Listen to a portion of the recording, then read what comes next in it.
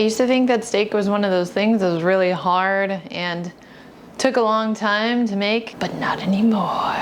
Hello! Today we're making steak. As with many other dishes, once you know the technique, it's actually really easy and you can have a whole steak dinner in less than 30 minutes. So I'll show you my tried and true method of making delicious medium rare steak.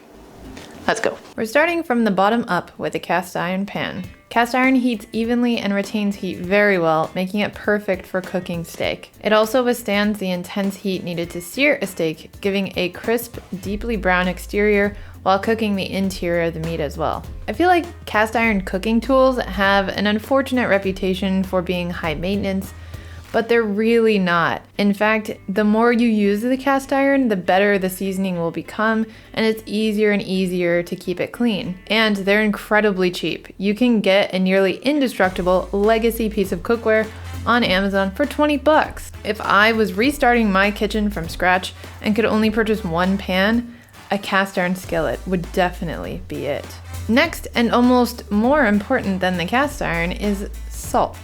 If you've done even any light research into when to salt steak, you've probably found the same thing I have. Everyone has a different opinion. Some cooks swear by salting days ahead of time, and others say just to sprinkle salt on right before it goes into the pan. Others don't even salt the steak itself at all, but they salt the pan itself or even the cutting board after taking it out of the pan. There are so many different ideas and methods out there. I decided to try a few different ones over time and landed on what worked best for me consistently. Honestly, that's what I suggest for any of you watching this as well. Don't take my word for it or anyone else's. Try something and see what works best for you. The main point though is consistency. Make several different steaks over a long time frame using different methods and see which one tastes better to you consistently. Back to the salt though, my preferred method is to salt the steak ahead of time, at least 1 hour and up to a few days before I plan to cook it, depending on when I remember, honestly, but at least a minimum of 1 hour. The reason I salt it beforehand is because it facilitates the process of osmosis. When salt is introduced to the meat, it will begin to draw out liquid in the beef. If you salt a steak and come back around 5 minutes later, you'll see liquid starting to form on the outside of the beef. If you begin cooking at this stage, the excess moisture on the outside of the steak will prevent you from getting a good sear on the outside, because when you put it in the pan, you're wasting heat energy to evaporate the extra moisture and dropping the temperature of the pan instead of creating a good hot sear right away in a nice hot pan. If you continue to let it rest though, for around another 30 minutes and come back and take a look, you'll notice the excess liquid on the outside that was previously there is mostly gone, reabsorbed by the fibers of the meat. With that mixture of moisture and salt that you've created by introducing the salt being reabsorbed, the flavor sinks deeper and deeper into the steak, seasoning the cut of meat all the way through and not just on the surface. Now to finally begin cooking. Because we want a nicely, deeply browned crust on the exterior of the meat, we'll need to sear it. Searing is a cooking technique to cook something at very high, intense heat, which is what we'll need to get that crust on the exterior of the meat.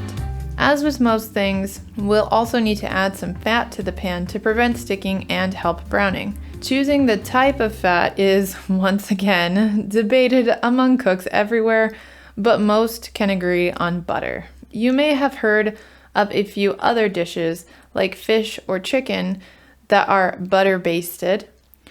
The technique called basting just means to pour juices or melted fats over. Basting steak or other meats in butter will deepen flavor and develop a delicious exterior crust, because as you're cooking the steak, you're also essentially cooking the butter, for lack of a better term.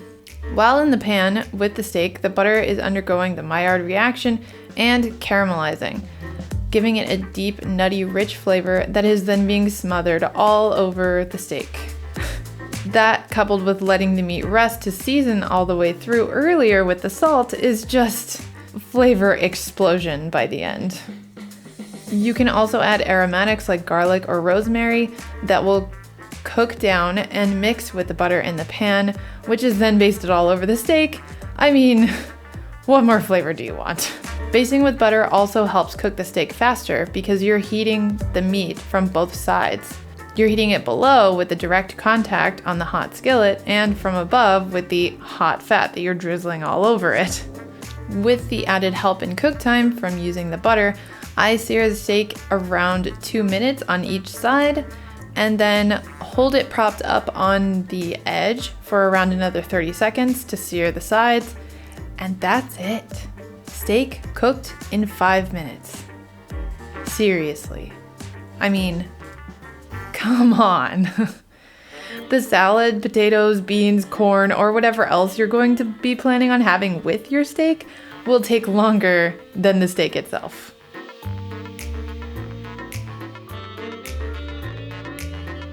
Following all of these steps has consistently given me juicy, tender, medium rare steak, and I hope it helps you too. While working on this video, I actually discovered there's so much more detail I could go into about steak and the science of cooking meat and tips and tricks that have worked for me or not worked for me. Let me know in the comments if you're interested in going down that rabbit hole, and I'll work on a future video to do just that. Until then, if you like this video or you learned something, give it a like. If you want to learn more, subscribe to my channel. Thank you for watching, and I'll see you next time. Bye!